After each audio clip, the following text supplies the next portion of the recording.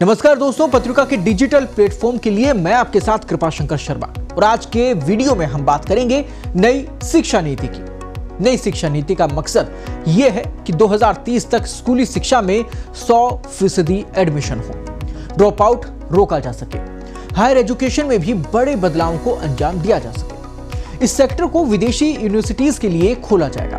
वित्त मंत्री ने पिछले साल पीएम ई विद्या कार्यक्रम के बारे में भी जानकारी दी थी। उन्होंने कहा था कि इसके तहत एक कक्षा एक टीवी चैनल कार्यक्रम का विस्तार होगा। कुल 12 टीवी चैनलों से बढ़ाकर 200 कर दिए गए थे। यह कहा गया था। एक डिजिटल यूनिवर्सिटी भी होगी, यह भी कहा गया था। तो ये तो हुई सरकारी इंतजामों की बात। कोरोना महामारी जो है उसके दौरान प्राइवेट सेक्टर ने भी एजुकेशन को तकनीक से जोड़ने की भरपूर कोशिश की थी। नतीजा एजुटेक इंडस्ट्री के रूप में सामने आया। इसमें जमकर फंडिंग हुई, लेकिन महामारी कमजोर पड़ने के बाद इस इंडस्ट्री में फंडिंग सूख गई है। पूरी इंडस्ट्री अब सरकार से आस लगाए बैठे है।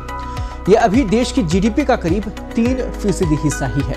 नई शिक्षा नीति में इससे 6% तक ले जाने की बात कही जा रही है। ज्यादातर जो विकसित देश हैं उनमें खर्च 6% या इससे ज्यादा ही माना जाता है। जिस देश की आधी से ज्यादा आबादी 25 वर्ष से कम उम्र की हो, वहां एजुकेशन सेवाओं पर टैक्स की इतनी ऊंची दर लोगों में हैरानी पैदा करती है। अगर इस टैक्स में कमी लाने का प्रयास किया जाता तो शिक्षा को अभी सभी तक पहुंचाने का काम आसानी से हो सकता था। हमें यह तय करना होगा कि जो शिक्षा हमारे बच्चों को दी जा रही है वो बदलते समय के मुताबिक हो।